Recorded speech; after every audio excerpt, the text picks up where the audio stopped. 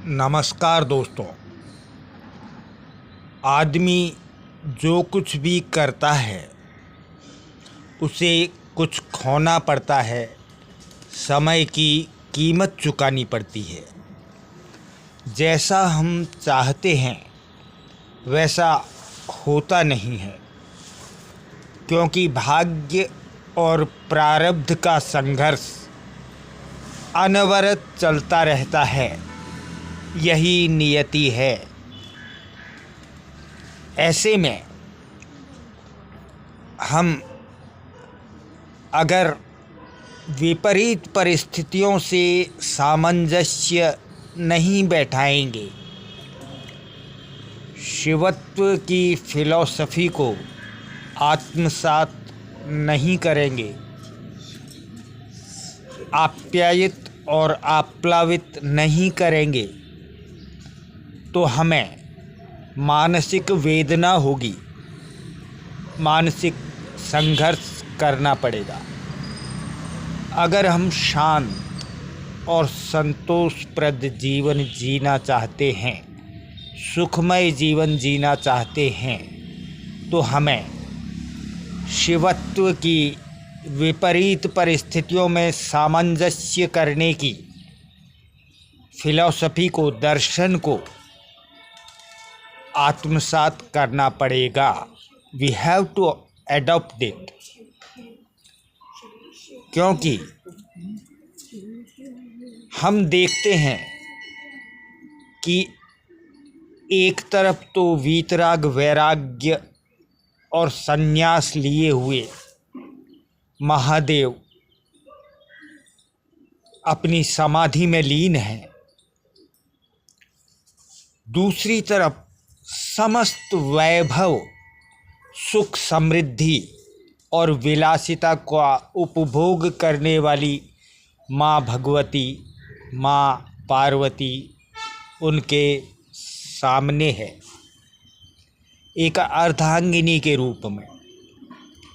दोनों बिल्कुल विपरीत गुण लिए हुए हैं, फिर भी उनमें संघर्ष नहीं है, क्योंकि वहाँ पर वृत्तियों का शमन कर लिया गया है। वृत्तियाँ ही बदल गई हैं।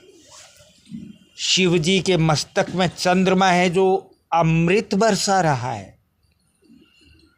वहीं गले पर सांप है जो विष बरसा रहा है।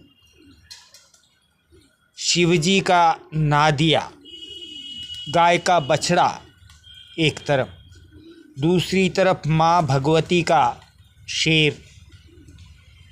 शेर का प्रिय शिकार है वो बछड़ा, लेकिन शिकार नहीं कर रहा, क्योंकि विपरीत परिस्थितियों को भी उन्होंने सामंजस्य करके वृत्तियों को शमन कर लिया है। वो सन्यासी हैं, योगी नहीं है। योगी वृत्तियों को दबा लेता है जो बाद में फूटती है, जैसे आसाराम, राम रहीम और भी बहुत से हैं। दूसरी तरफ शिव जी के गले में सांप है और माँ भगवती का मोर भी नाच रहा है। मोर का प्रिय भोजन सांप है, लेकिन समस्त वृत्तियों को शमन कर लिया गया है। वहाँ कोई भी आंतरिक संघर्ष नहीं है।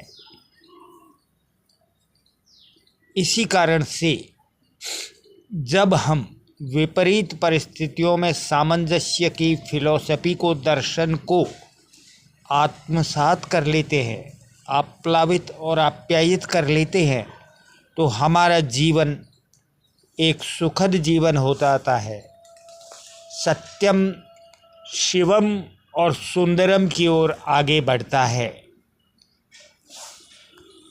अतः दोस्तों,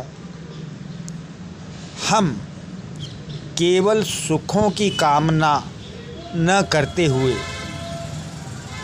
दुखों को आत्मसात करते हुए, जीवन का एक भाग समझते हुए खुशी खुशी उन्हें अपनाते हैं और विपरीत परिस्थितियों में सामंजस्य कर लेते हैं, वहीं हमारी विजय पताका लहराती है, वहीं पर हमारी जीत होती है, हम विजयी हो जाते हैं। यही सत्य है, यही शिवम है, यही सुंदरम है। धन्यवाद।